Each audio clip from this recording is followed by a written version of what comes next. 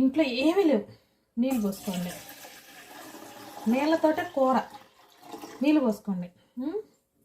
వేసుకున్నాక ఈ నీళ్ళు తగ్గంత చింతపండు వేసుకోవటం, మళ్ళీ ఈ నీళ్ళకు తగ్గనంత ఇగో నీళ్ళు తగ్గంత కారం,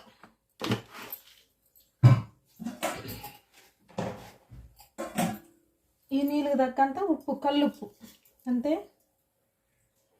పసుపు. బాగా మరగాలి, మరగటమే దీనిది రుచి అనేది, మరగాలి.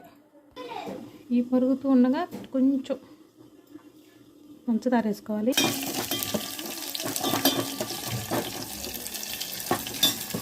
ఇవి వెయ్యంగానే మూత పెట్టుకోవాలి, ఇదే secret. Thank you for watching అండి.